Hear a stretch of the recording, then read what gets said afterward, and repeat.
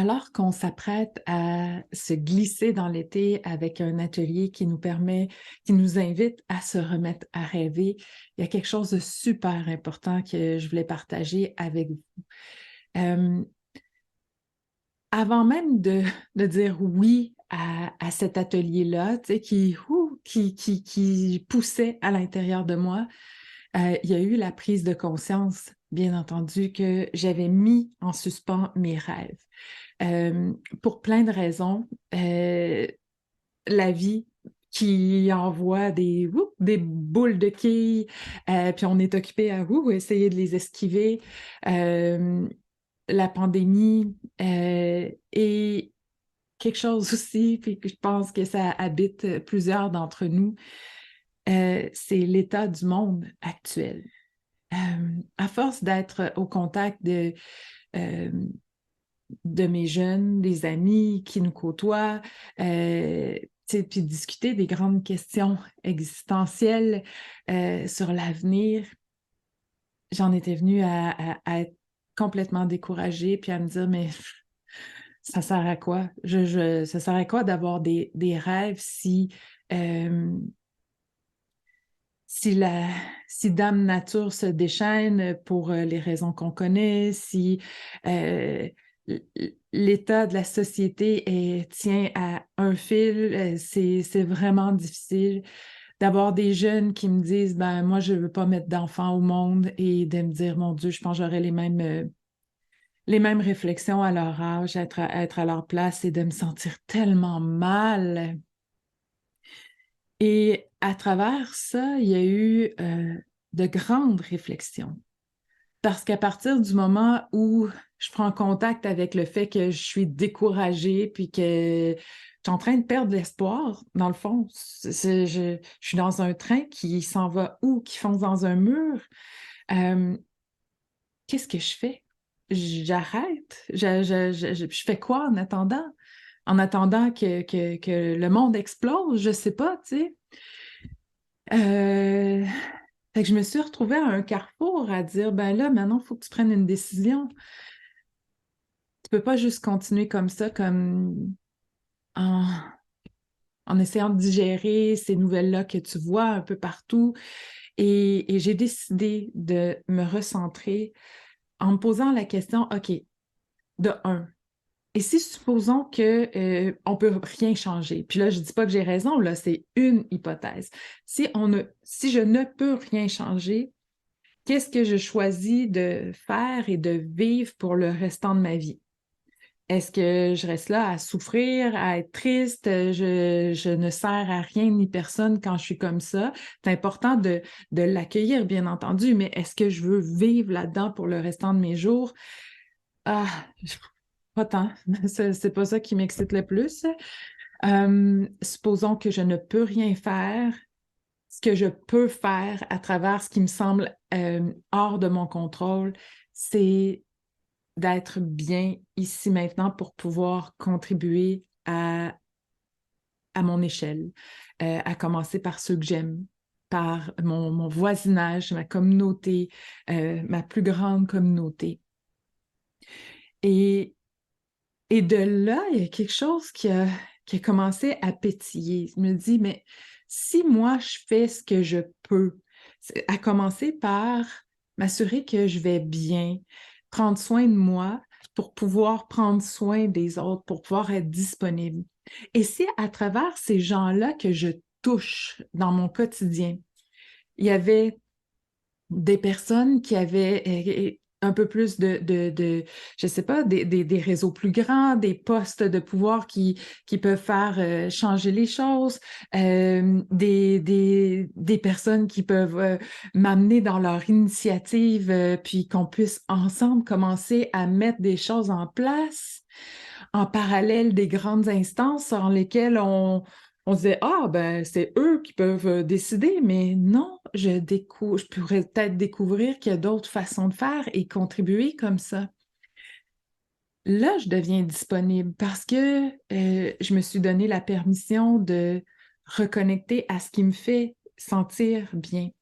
Et à travers ça, il y a le fait de cultiver des rêves.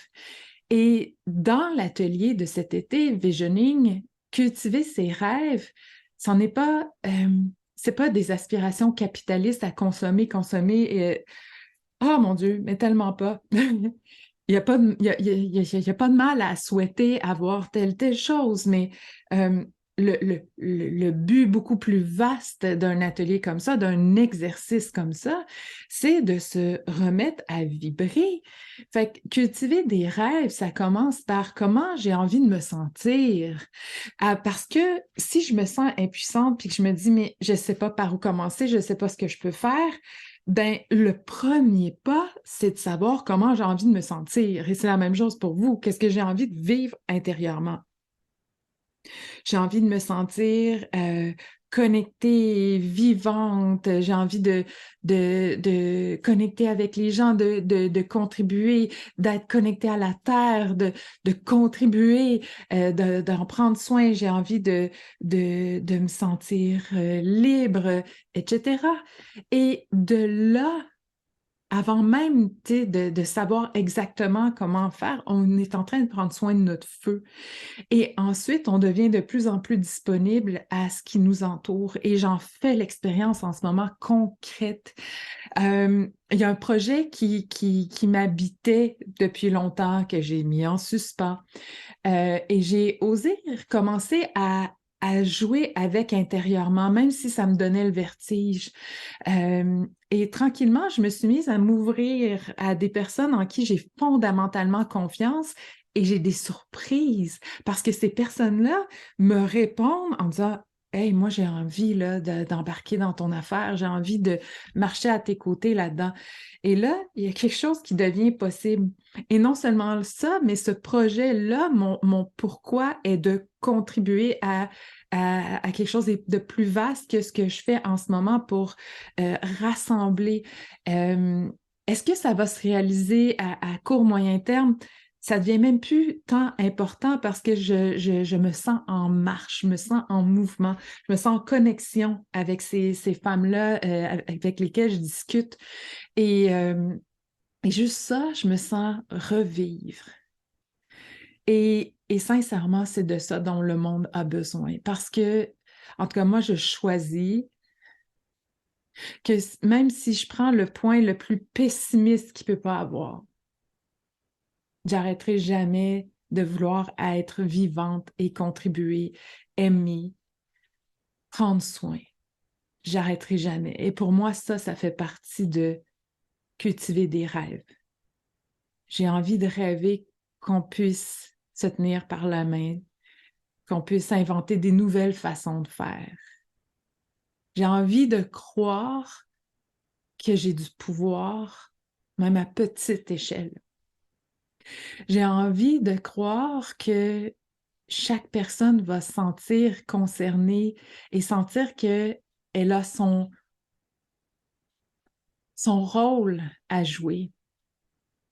Moi, j'en prends la responsabilité pour moi. C'est pour ça que je veux recommencer à rêver, pour contribuer.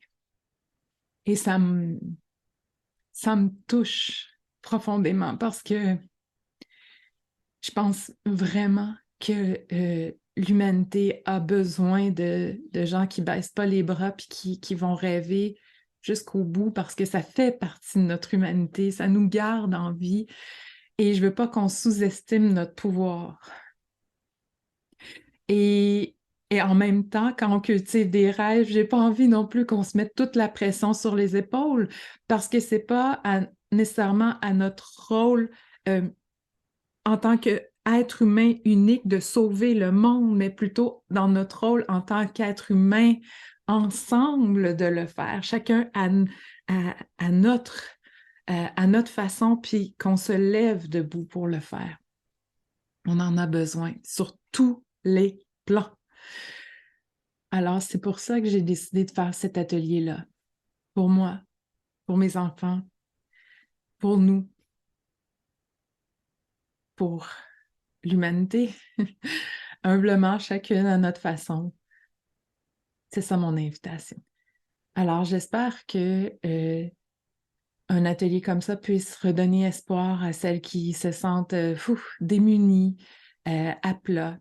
Il y a une muse qui m'a écrit pour me dire: «Ah, wow, ça a l'air bien, mais en même temps, moi, je suis désillusionnée par rapport à tout ce qui se passe, puis j'ai l'impression que si je me mets à rêver, c'est de l'aveuglement volontaire.» Je peux comprendre, je suis passée par là, mais je pense aussi qu'il y a un choix à faire et de savoir pourquoi on le fait. Moi, je sais pourquoi je le fais. Alors, je vous invite à vous connecter à votre pourquoi, puis si ça fait écho en vous, puis que vous avez envie de vous rassembler avec des muses de partout dans le monde pour créer du sens, créer du lien, euh, pour prendre soin de vous, de vos rêves. Vous êtes vraiment les bienvenus. Puis de grâce, si ça vous interpelle, laissez pas le manque d'expérience ou la croyance que vous n'êtes pas doué en création vous empêcher de venir rêver, s'il vous plaît, s'il vous plaît, s'il vous plaît. Il n'y a aucun prérequis pour ça. Je vais vous montrer comment je fais. C'est pas compliqué. Il faut juste répondre oui à l'appel puis dire oui, j'ai envie de me poser ces questions-là puis de me remettre à rêver. Alors, l'invitation est lancée.